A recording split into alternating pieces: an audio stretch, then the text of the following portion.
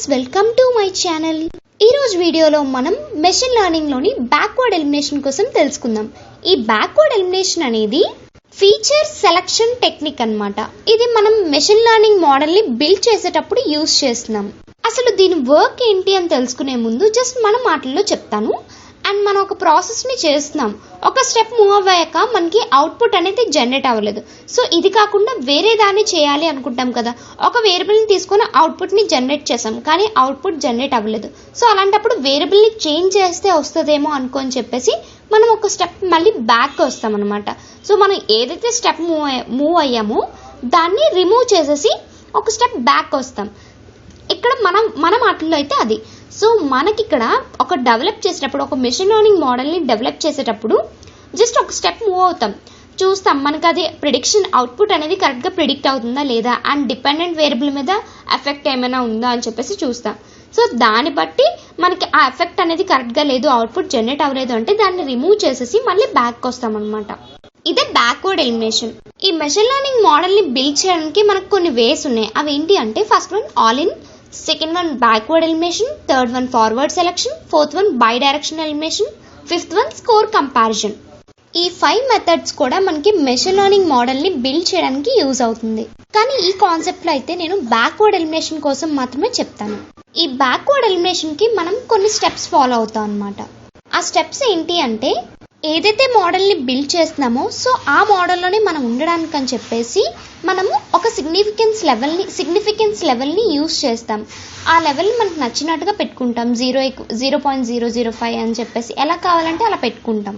మన మోడల్ని కంప్లీట్ చేయాలి. ఎలా అంటే మనకి ప్రిడిక్టర్స్ అన్నిటిని, ఆల్ పాసిబుల్ ప్రిడిక్టర్స్ని బేస్ చేసుకొని కంప్లీట్ చేయాలి, లేదా ఇండిపెండెంట్ వేరియబుల్స్ని బేస్ చేసుకొని మనం ఫిట్ చేయాలి మోడల్ని. ఎలాంటి ప్రిడిక్టర్ని చూస్ చేసుకోవాలి అంటే, ఆ ప్రిడిక్టర్ వాల్యూ అనేది, పీ వాల్యూ అనేది సిగ్నిఫికెన్స్ లెవెల్ కన్నా ఎక్కువ ఉన్నది అనుకోండి, సో అప్పుడు మనం స్టెప్ 4కి మూవ్ అవ్వాలి.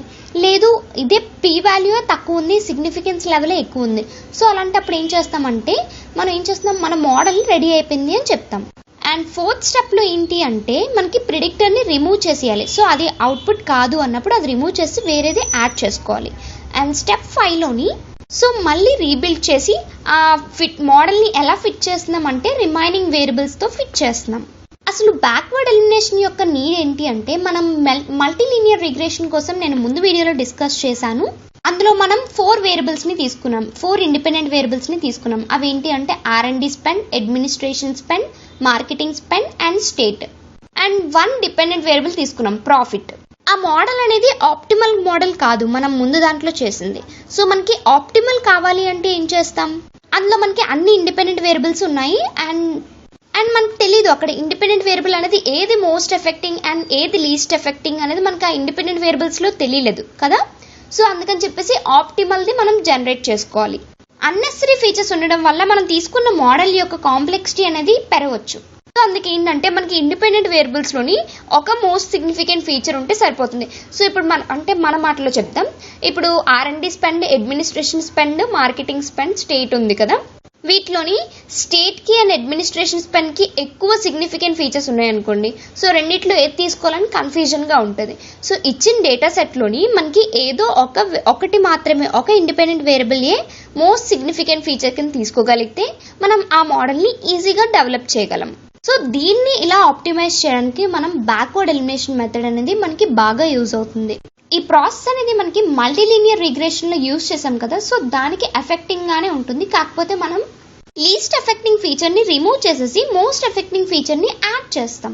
సో ఇప్పుడు మనం ప్రీవియస్గా తీసుకున్న మెషిన్ లెర్నింగ్ మోడల్నే తీసుకున్నాం అండ్ అదే ప్రోగ్రామ్. ఇప్పుడు ఆ ప్రోగ్రామ్కి ఒక్కొక్క స్టెప్ని ఎలా చేసుకుంటూ వస్తున్నామో చూద్దాం. ప్రోగ్రామ్ అయితే సేమ్, ఆల్రెడీ నేను మల్టీలీనియర్ రిగ్రెషన్లో ఎక్స్ప్లెయిన్ చేశాను అండ్ ప్రోగ్రామ్ కూడా మీకు చూపించాను ఎలా అవుతుందో అంతా కూడా. కావాలంటే దాని లింక్ అనేది నేను డిస్క్రిప్షన్లో ప్రొవైడ్ చేస్తాను, ఎందుకంటే దాని రిలేటెడ్ కాబట్టి ఇక్కడ నేను ఎక్కువగా ఎక్స్ప్లెయిన్ చేయట్లేదు, అక్కడ నేను ఎక్స్ప్లెయిన్ చేశాను. సో మనకి train score, test score generate అయింది అండ్ వాటి మధ్య డిఫరెన్స్ అనేది 0.0154. ఫస్ట్ స్టెప్ ఏంటి అంటే, preparation of backward elimination. Backward ఎలిమినేషన్కి ఫస్ట్ ప్రిపేర్ చేయాలి. అంటే ఏంటి, లైబ్రరీస్ని ఇంపోర్ట్ చేయాలి. సో ఇక్కడ మనం తీసుకున్న లైబ్రరీ ఏంటి అంటే, stats models.formula.api లైబ్రరీ. ఇది దేనికి అంటే మనకి statistical models various statistical models అనేవి ఎస్టిమేట్ చేయడానికి. ఎలాంటివి అంటే ఓఎల్ఎస్ లాంటివి, ఆర్డినరీ లీస్ట్ స్క్వేర్. ఇప్పుడు దాని కోడ్ అనేది చూసుకుంటే import stats model dot API as SMF. So ఈ కోడ్ని రాస్తాం ఎక్కడ అంటే మన ప్రోగ్రామ్కి ఎండింగ్లో రాసుకుంటాం. అండ్ ఇప్పుడు ఏం చేయాలంటే ఆల్రెడీ ఉన్న డేటా సెట్కి ఎక్స్ట్రా కాలమ్ని యాడ్ చేసుకోవాలి. మ్యాట్రిక్స్ ఫీచర్లో యాడ్ చేసుకోవాలి, అంటే ఫస్ట్ ప్లేస్లోకి యాడ్ అవ్వాలి. మనం మల్టీలీనియర్ రిగ్రెషన్ ఇచ్చారు కదా, సేమ్ దానికి అదే డేటా సెట్కి ఫస్ట్లో మనకు ఒక కాలం యాడ్ అవ్వాలి. దానికి ఏంటంటే code x = nm dot append ar అంటే array equals to nm dot once, nm అంటే numpy and 50,1 dot as type ఇంట్ value equals to x, access equals to 1. So ఈ కోడ్ని రాయగానే మనకి ఏంటంటే ఇలాగా మీకు కనిపిస్తుంది కదా, కోడ్ని రాసి రన్ చేయగానే మనకి ఈ విధంగా ఫస్ట్ రోలో అన్నీ కూడా వన్స్ డిస్ప్లే అయ్యాయి. సో అవుట్పుట్లో చూసుకుంటే మనం రాసిన దాని ప్రకారంగా ఫస్ట్ కాలం అనేది యాడ్ అయిపోయింది. ఇప్పుడు స్టెప్ 2. సో ఇక్కడే మనం బ్యాక్వర్డ్ ఎలిమినేషన్ని అప్లై చేస్తున్నాం. దానికి కోడ్ అనేది ఇక్కడ మీరు చూడండి, నేను ఎక్స్ప్లెయిన్ చేస్తాను. x opt ఈక్వల్స్ టు అని చెప్పేసి x is to అంటే 0 1 2 3 4 5 వరకు స్టార్ట్ అవ్వాలి. ఇందులో మనకి ఇండిపెండెంట్ ఫీచర్స్ ఉన్నాయి. అవి ఏం చేస్తాయంటే డిపెండెంట్ వేరియబుల్స్ని ఎఫెక్ట్ చేస్తుంది. సేమ్ అలానే బ్యాక్వర్డ్ ఎలిమినేషన్ ప్రాసెస్ ప్రకారం చూసుకుంటే మన సిగ్నిఫికెన్స్ లెవెల్ అనేది 0.5 చూస్ చేసుకోవాలి. సో ఇప్పుడు దానికి ఫిట్ చేయాలి. మన మోడల్ ప్రకారం ఫిట్ చేశాక మనకి పాసిబుల్ ప్రెడిక్టర్స్ ఏ వచ్చాయో చూసుకోవాలి. సో మోడల్ని ఫిట్ చేయడానికి అని చెప్పేసి మనం సెకండ్ లైన్ని రాస్తున్నాం. regressor_ols equals to sm dot ols and dog equals to exog equals to xopt dot fit. ఈ regressor_ols ఆబ్జెక్ట్ అనేది ఏంటంటే OLS స్టాట్స్ మోడల్ లైబ్రరీ నుంచి తీసుకున్నాం. ఫిట్ అనేది ఫంక్షన్. ఇప్పుడు మనకి p వాల్యూని కంపేర్ చేసుకోవాలి సిగ్నిఫికెంట్ లెవెల్తో, అదే కదా మెయిన్ స్టెప్. సో కంపేర్ చేసుకొని నెక్స్ట్కి మూవ్ అవుతాం. సో అది కంపేర్ చేసుకోవాలి అంటే సమ్మరీ ఫంక్షన్ని యూజ్ చేసాం. regression_ols dot summary function. So use చేశాక మనకి ఇప్పుడు దీన్ని రన్ చేస్తే ఈ విధంగా కోడ్ అనేది డిస్ప్లే అవుతుంది. క్లాస్ అనేది మనం ఏం క్లాస్ తీసుకున్నాం, stats models dot iolib dot summary అని చెప్పేసి వచ్చింది కదా. సో ఇక్కడ మీకు బాక్స్లో కనిపిస్తుంది కదా, బ్లూ కలర్ బాక్స్లోని, అది మనకి ఇక్కడ బాక్స్లో కనిపిస్తుంది కదా, సిగ్నిఫికెన్స్ లెవెల్ కన్నా p వాల్యూ అనేది ఇంక్రీజ్ ఉందా లేదా, ఎంత ఇంక్రీజ్ ఉంది అని చెప్పేసి ఆ బాక్స్లో చూపిస్తుంది. ఇక్కడ మనకి x1 x2 అనేది డమ్మీ వేరియబుల్స్, x3 అనేది R&D స్పెండ్, అర్థమవుతుందా, అండ్ x4 అనేది అడ్మినిస్ట్రేషన్ స్పెండ్, x5 అనేది మార్కెటింగ్ స్పెండ్. సో ఆ టేబుల్ నుంచి చూసుకొని మన వాల్యూ టేబుల్లో ఏది హైయెస్ట్ వాల్యూ ఉంది, x1కి హైయెస్ట్ వాల్యూ ఉంది. సో x1 వాల్యూని చూస్ చేసుకున్నాం. సిగ్నిఫికెన్స్ లెవెల్ కన్నా హైయెస్ట్ వాల్యూ దేనికి ఉందంటే x1కి ఉంది. సో ఇప్పుడు దాన్ని రిమూవ్ చేసేయాలి కదా, మనం దాన్ని రిమూవ్ చేసి బ్యాక్వర్డ్ ఎలిమినేట్ చేసుకోవాలి. x1 అనేది డమ్మీ వేరియబుల్, సో దాన్ని రిమూవ్ చేస్తున్నాం. దానికని చెప్పేసి ఈ కోడ్ అనమాట. సో ఇప్పుడు దాన్ని రన్ చేసాం. చూసారా మనకి x1 వాల్యూ అనేది మనకి చేంజ్ అయిపోయింది, 0.961 వచ్చింది. x1 వాల్యూ పూర్తిగా పోయింది. సో ఇప్పుడు మళ్ళీ మనకి హైయెస్ట్ వాల్యూ ఏముంది, 0.961 హైయెస్ట్ వాల్యూ ఉంది. సో దాన్ని మళ్ళీ రిమూవ్ చేయాలి. సో మళ్ళీ చేంజ్ అయిపోయింది, 0.602 అండ్ 0.105 ఉంది.